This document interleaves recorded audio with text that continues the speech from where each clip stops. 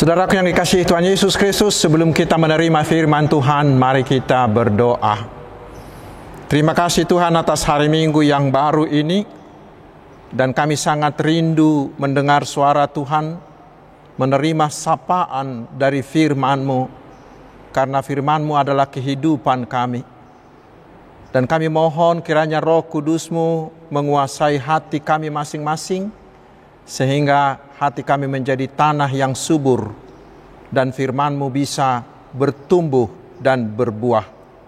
Dan damai sejahtera Allah yang melampaui segala akal, kiranya mengawal hati saudara-saudara sekalian, di dalam Kristus Yesus Tuhan kita. Amin. Selamat hari Minggu saudaraku. Bagaimana kabar? Saya yakin kita semuanya dalam keadaan sehat dan tetap bersuka cita. Karena itu, mari kita menerima firman Tuhan untuk minggu ke-20 sesudah Trinitatis hari ini, yaitu dari kitab Injil Lukas pasal 11 ayat 27 hingga 28. Saya bacakan untuk kita.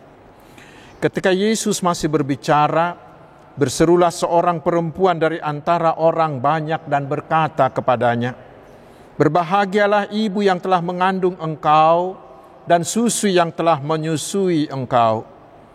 Tetapi ia berkata, "Yang berbahagia ialah mereka yang mendengarkan firman Allah dan yang memeliharanya." Demikian firman Tuhan. Saudara-saudaraku, sahabat-sahabat dari Tuhan Yesus, bila kita melihat barang atau melihat pertunjukan atau atraksi yang hebat di televisi misalnya, atau bila kita mendengarkan pengajaran atau ceramah yang hebat, itu bisa membuat kita terkagum-kagum. Demikian juga yang terjadi dalam nats kita hari ini. Nats ini berawal dari kekaguman seorang perempuan ketika mereka mendengarkan pengajaran Yesus yang luar biasa. Bagi masyarakat Yahudi kala itu adalah sangat lazim, bila ingin memuji kehebatan seseorang, maka mereka mengarahkan pujian tersebut kepada ibu yang melahirkan orang itu. Karena itulah perempuan di sini mengatakan di ayat 27, "Berbahagialah ibu yang telah mengandung engkau dan susu yang telah menyusui engkau." Dalam buku Amsal Salomo sering dikatakan bahwa anak yang bodoh dan bebal adalah kedukaan ibunya dan merupakan penghinaan bagi ibunya. Kita baca misalnya di Amsal 10 ayat 1, 15, 20 dan lain-lain. Karena itu ketika mereka melihat kehebatan pengajaran Yesus, mereka pikir pasti itu membuat ibunya bangga dan bersuka cita. Karena itulah si perempuan tadi mengatakan, "Berbahagialah ibu yang melahirkan engkau." Saudaraku, memang bila kita membaca seluruh kitab Injil Lukas ini, kita akan melihat bahwa Lukas sangat membela perempuan dan menempatkan perempuan pada posisi yang sangat terhormat. Namun di dalam ayat ini dan di dalam nats lainnya, Lukas melawan ajaran yang mengkultuskan perempuan. Dia melawan paham yang disebut Mariologi, yang mengajarkan bahwa Maria adalah orang kudus yang patut disembah karena dia yang melahirkan Tuhan kita Yesus Kristus. Dengan nats ini Yesus mau mengatakan bahwa tidak ada manusia manapun yang patut disembah. Biarpun Maria yang melahirkan Yesus, anak kudus Allah itu, Maria itu tetaplah sebagai manusia ciptaan. Walaupun dia Tuhan berikan kesempatan, dia sama seperti manusia lainnya, misalnya Abraham, Yusuf, Daud, Paulus dan lain-lain yang Tuhan berikan juga kesempatan untuk turut ambil bagian dalam karya keselamatan Allah. Mereka ini tidak patut, tidak layak, dan tidak boleh didewa-dewakan. Karena itulah kita juga sebagai orang Batak harus membuang sikap yang terkandung dalam ungkapan orang Batak yang sering terlontar yang mengatakan, "Debatanani idado natoras." Orang tua adalah Allah yang dapat dilihat. Benar saudaraku, bahwa kita harus menghormati orang tua kita sesuai dengan hukum Taurat yang kelima, tetapi bukan menjadikannya sebagai ilah atau menyamakannya dengan Allah sebagai sesembahan. Apalagi roh mereka sesudah meninggal, sesudah mati, tidak boleh disembah. Lalu apa yang Tuhan Yesus inginkan dari nats ini? Mari kita baca di ayat 28. Yesus berkata bahwa yang terpenting bukanlah siapa yang melahirkan orang yang mengajarkan firman yang hebat, yang luar biasa itu. Bukanlah pujian bagi kehebatannya itu yang perlu. Tetapi ada lagi yang lebih hebat, yang lebih terpenting lagi, yaitu Tuhan Yesus katakan, yang berbahagia ialah mereka yang mendengarkan firman Tuhan dan memeliharanya. Saudara-saudaraku, dengan nats ini Yesus mau mengajarkan kepada kita bahwa mengagumi kehebatan Yesus, mengagumi kehebatan firman Allah itu adalah baik, tetapi tidak begitu berguna bila hanya menjadi pengagumnya saja. Mengapa? Karena mengagumi itu lahir dari emosi sesaat dan sifatnya hanyalah sebentar, sehingga gunanya hanya sementara. Karena itu camkanlah, saudaraku, firman Tuhan itu bukanlah untuk dikagumi, bukanlah hanya untuk dipuja-puja, bukanlah hanya untuk diperbincangkan, bukanlah hanya untuk diheboh-hebohkan. Itu sama sekali tidak berguna, tidak bermanfaat apa-apa. Dan itu sama sekali tidak akan membawa perubahan apa-apa di dalam diri kita. Tidak akan pernah membuat kita menjadi murid Tuhan Yesus yang sejati. Bahkan bila kita membaca di Yakobus 1 ayat 22 sampai 23, dikatakan, orang yang hanya mendengar, orang yang hanya mengagumi firman Tuhan tetapi tidak melakukannya, itu diibaratkan seperti orang yang bercermin di cermin. Dia mengamati mukanya, wajahnya di depan cermin. Dia mengetahui kekurangannya, misalnya bedaknya yang kurang merata dan lain-lain. Tetapi sesudah itu dia pergi dan tidak berbuat apa-apa. Saudaraku, itu adalah pekerjaan yang sia-sia, pekerjaan yang tidak berguna. Demikian juga dalam perumpamaan Yesus di Matius 5 ayat 24 hingga 27. Di sana dikatakan bahwa orang yang mendengarkan firman Tuhan tetapi tidak melakukannya, itu diibaratkan seperti orang yang membangun rumah di atas pasir. Sehingga ketika datang hujan, ketika datang badai, rumah itu langsung roboh karena tidak ada kekuatannya, tidak ada fondasinya, tidak kuat. Itulah pekerjaan orang bodoh yang sangat membahayakan dan sia-sia. Lalu apa yang Tuhan Yesus inginkan dari kita sekarang? Tuhan menginginkan kita bukan hanya sebagai fansnya. Tuhan menginginkan kita bukan hanya sebagai pengagumnya, yang mengagumi segala perkataan, segala ajaran, segala perilaku, apalagi mujizat-mujizatnya, sama sekali tidak.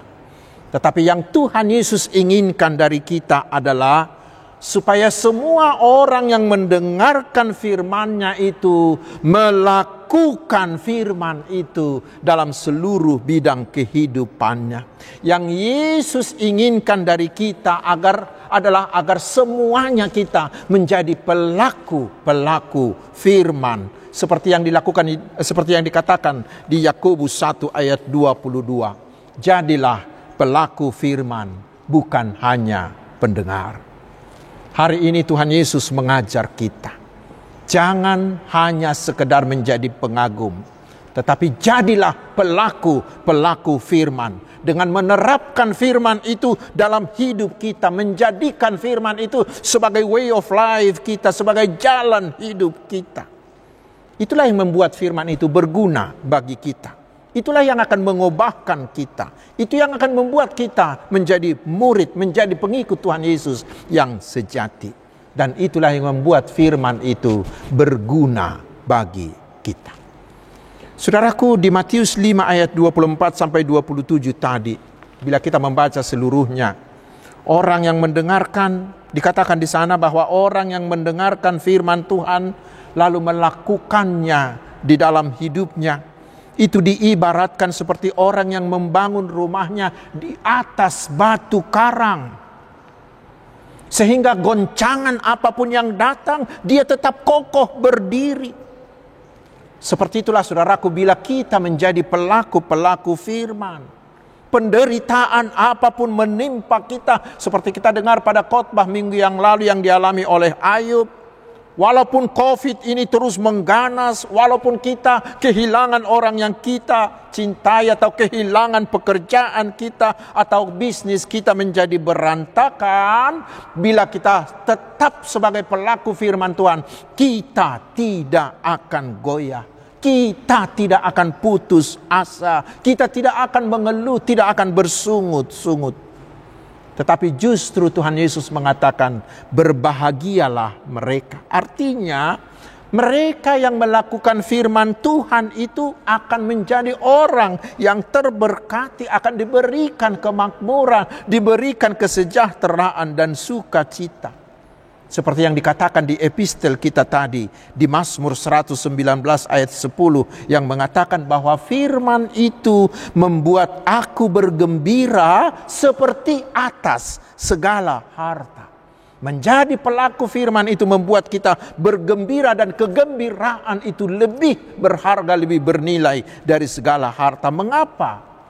Karena dengan melakukan firman itu, maka kita membangun alas, membangun fondasi yang cukup kuat, yaitu firman Tuhan itu sendiri. Saudaraku, bila kita melakukan firman Tuhan, itu sama dengan kita membangun fondasi, membangun landasan hidup yang kokoh, yang tahan terhadap segala ancaman, segala hambatan, segala cobaan, segala perlawanan dan segala kesulitan. Mengapa? Karena memang firman itu sangat luar biasa. Mari kita baca di 2 Timotius 3. 2 Timotius 3 ayat 16 sampai 17 dikatakan di sana, segala tulisan yang diilhamkan Allah memang bermanfaat untuk mengajar, untuk menyatakan kesalahan, untuk memperbaiki kelakuan, dan untuk mendidik orang dalam kebenaran. Dengan demikian tiap-tiap manusia kepunyaan Allah diperlengkapi untuk setiap perbuatan baik. Itulah juga yang dikatakan oleh epistel kita tadi. Dari Mazmur 119 ayat 9 tadi dikatakan bahwa firman Tuhan yang dilakukan itu akan memampukan anak-anak muda mempertahankan kelakuannya yang bersih, hidupnya yang tidak tercela. Bila semua anak-anak muda melakukan firman itu, maka kelakuannya, hidupnya akan bersih, tidak tercela. Di Ibrani 4 ayat 12 dikatakan, firman itu sangat berkuasa. Dia bisa membelah, dia bisa mengatasi hati nurani kita bila hati nurani itu mulai melenceng dari jalan Tuhan. Dia sangat berkuasa. Di ayat lain dikatakan, firman itu bagaikan palu yang dapat memecahkan hati sekuat batu sekalipun. Yeremia 23 ayat 29. Firman itu juga seperti api yang bisa membakar. Karena itu saudaraku, siapa yang melakukan firman itu, dia akan memperoleh manfaat dari kuasa-kuasa tersebut.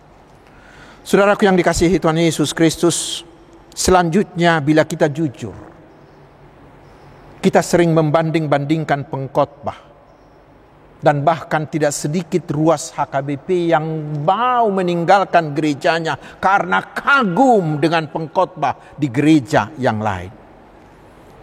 Kita dan kami juga sebagai pengkhotbah sering mendengar pujian dari warga jemaat, wah ini pendeta ini pintar sekali berkhotbah, malodo paditau marjamita, malomadok. Dia tahu apa yang ada dalam hati kita, dan dia bisa bikin lawak-lawak begitu, membuat kita bisa ketawa-ketawa begitu. Tetapi saudaraku, mari kita coba renungkan. Apakah memuji seperti itu sudah cukup? Apakah memuji-muji pengkhotbah dan firman yang dikhotbahkannya itu sudah berguna bagi kita? Sama sekali tidak. Tetapi yang berguna, yang membuat kita berbahagia, yang dapat menunjukkan bahwa kita adalah murid sejati Tuhan Yesus, hanyalah bila kita mau melakukannya. Sekali lagi, bila kita mau melakukannya dalam hidup keseharian kita. Membuat firman itu menjadi way of life kita, menjadi sikap hidup kita. Membuat firman itu menjadi karakter kita. Itulah yang membuat kita menjadi orang yang terberkati dan orang yang berbahagia. Saudaraku, sahabat-sahabat Tuhan Yesus yang terakhir. Melalui nats ini Yesus juga mengajarkan kepada kita satu hal tentang kepemimpinan. Ingat saudaraku, yang diperlukan dari seorang pemimpin bukanlah supaya semua orang atau anggotanya mengagumi dia. Tidak. Tetapi yang diperlukan dari seorang pemimpin adalah agar melalui kepemimpinannya terjadi perubahan. Karena semua orang yang dipimpinnya itu melakukan apa yang dikatakannya. Pernah seorang ruas HKBP mengatakan kepada saya tentang kepemimpinan begini. Amang, pemimpin yang terkenal, yang populer, yang dikagumi orang itu memang tidak ada salahnya. Tetapi bukan itu yang terutama dan itu belum tentu berguna. Tetapi yang terutama dan yang berguna adalah apakah melalui kepemimpinannya itu terjadi perubahan dalam diri dan perilaku anggotanya. Apakah anggota jemaatnya, apakah masyarakatnya, apakah penduduk kotanya berubah dalam perilaku, dalam gaya hidup, dalam way of life karena kepemimpinannya? Jangan seperti ada pemimpin, dia sangat pintar berkata-kata, suaranya lembut sekali, sangat menyejukkan, sehingga dia sangat dikagumi banyak orang, dipuji-puji, bahkan ada yang berencana akan memilihnya menjadi pemimpin yang lebih tinggi lagi. Tetapi bila dilihat dalam kenyataannya, tidak ada yang berubah dalam anggota masyarakat yang dipimpinnya. Justru sebaliknya, semakin banyak hal yang buruk terjadi. Mengapa? Karena hanya dia yang populer, fansnya, pengagumnya yang banyak, tetapi dia bukanlah pengubah.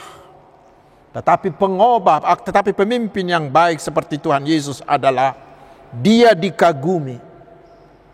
Tetapi semua perkataan, semua sikap, semua tindakannya menjadi daya pengubah yang kuat, yang mampu membuat orang mengubah sikapnya, mengubah perilakunya, mengubah way of life-nya menjadi lebih baik. Karena itu saudaraku yang dikasihi Tuhan Yesus, jadilah orang yang berbahagia dengan tidak sekedar menjadi pengagum Tuhan Yesus, tetapi jadilah pengikut Tuhan Yesus yang melakukan semua firman-Nya dan menjadikan firman itu menjadi way of life dan karakter hidup kita. Tuhan Yesus memberkati. Amin. Mari kita berdoa. Terima kasih Tuhan atas firman-Mu. Meteraikanlah itu dalam diri kami.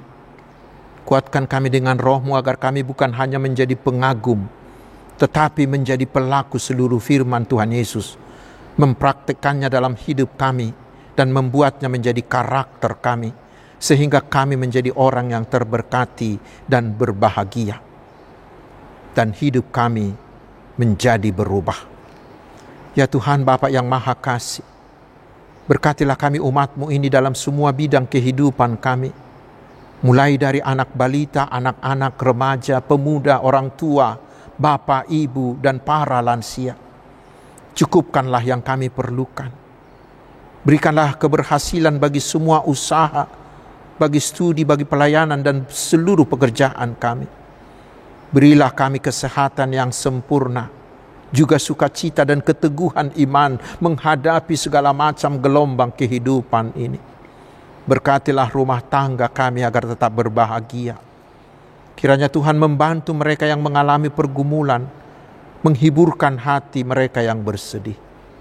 Ya Tuhan Bapak Gereja, berkatilah seluruh gerejamu dan semua pelayannya, sehingga iman umatmu semakin bertumbuh dan berbuah. Umatmu bisa menjadi berkat bagi sekeliling kami. Berilah keberhasilan bagi seluruh usaha penginjilan. Berkatilah semua misionaris agar semakin banyak orang yang percaya kepada Tuhan Yesus. Ya Tuhan, berilah keberhasilan bagi seluruh usaha pemulihan bangsa kami, baik di segi kesehatan, ekonomi, dan sosial, agar kami bisa hidup normal dan sejahtera. Biarlah damai sejahtera-Mu tetap menaungi bangsa ini, sehingga bangsa ini tetap bersatu, saling menghormati, dan saling membantu. Terpujilah nama-Mu Tuhan dan Raja kami yang kekal. Hanya di dalam nama Tuhan Yesus kami berdoa, dan kami yakin Engkau adalah Allah yang sanggup memberikan melebihi dari yang kami doakan. Amin.